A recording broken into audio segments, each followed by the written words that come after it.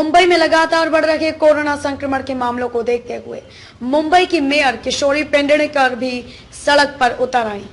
किशोरी पेडणेकर ने हाथ जोड़कर लोगों से मास्क लगाने की अपील की। मेयर ने कहा कि अगर आप मास्क नहीं लगाएंगे तो मजबूरी में लॉकडाउन लागू करना होगा। मेयर पेडणेकर मुंबई लोकल और दुकानों में भी गईं और बिना मास्क के दिख रहे लोगों की जमकर फटकार लगा। बता दें कि मुंबई में बीते 7 दिनों में 24,000 कोरोना पॉजिटिव मरीजों की पुष्टि हुई है, जिसके बाद महाराष्ट्र में सक्रिय मरीजों की संख्या 37,000 हो गई है। मेयर ने स्टेशन पर एक खान पान स्टॉल पर कुछ विक्रेताओं को ठीक से मास्क नहीं पहने हुए पाया।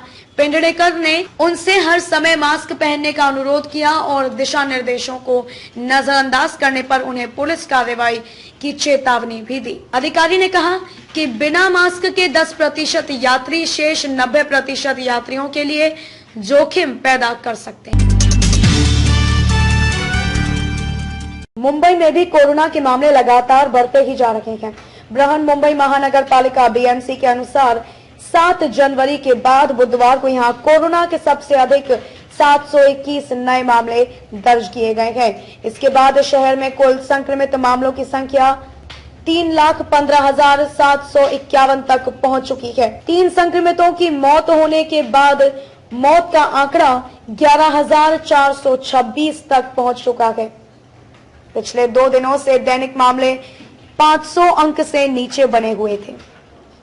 मुंबई में सोमवार को 461 और मंगलवार को 493 नए मामले दर्ज किए गए थे, जिसके बाद कुल संक्रमित मरीजों की संख्या 2,97,522 बताई गई थी। बुधवार को 421 मरीजों को अस्पताल से छुट्टी दे दी गई थी। मंगलवार को सक्रिय रोगियों की संख्या 5,649 से बढ़कर 5,943 तक पहुंच गई थी।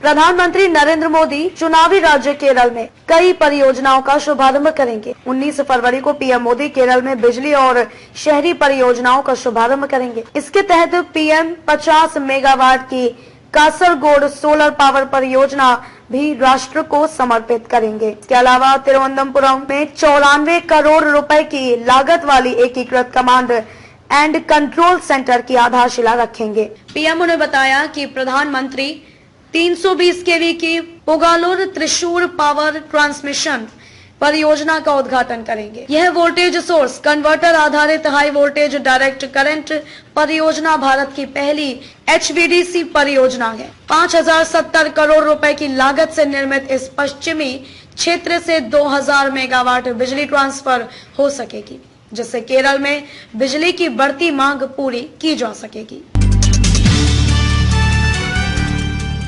पश्चिम बंगाल में इसी वर्ष विधानसभा चुनाव होने हैं। इसको लेकर वहां पर राजनीतिक सरगर्मियां काफी बढ़ गई हैं।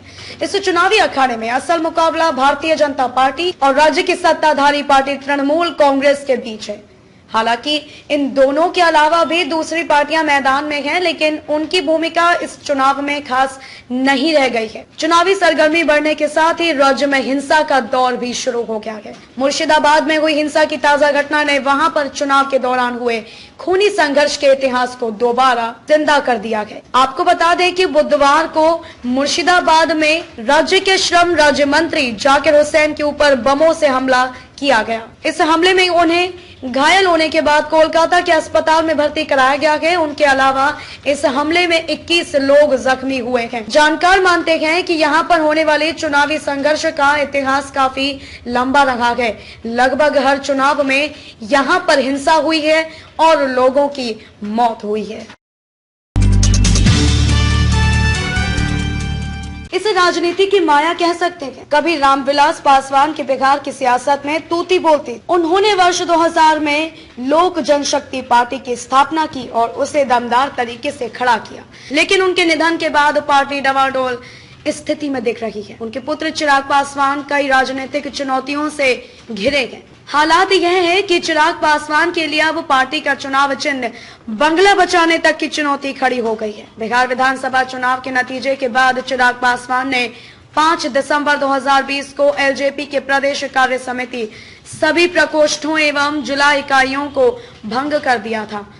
तब जानकारों का कहना था कि कुछ नेताओं के असंतोष को दबाने और पार्टी को संभावित टूट से बचाने के लिए ऐसा किया गया था। इसके बाद 2.5 माह बीत गया, लेकिन चिराग ने अब तक प्रदेश एलजेपी की नई टीम खड़ी करने की हिम्मत नहीं दिखाई है। पार्टी के एक वरिष्ठ नेता ने बताया कि चिराग एलजेपी पर लगे परिवारवाद का ठप्पा मिटाना चाहते हैं। पार्टी का चेहरा बदलने में जुटे चिराग पासवान कुशवाहा राजपूत और भूमिहार में से किसी एक जाति से अपने किसी विश्वास पात्र नेता को प्रदेश अध्यक्ष बनाना चाहते हैं। बहरहाल एलजेपी और चिराग पासवान की राजनीतिक गतिविधियां प्रदेश में बिल्कुल शांत हैं।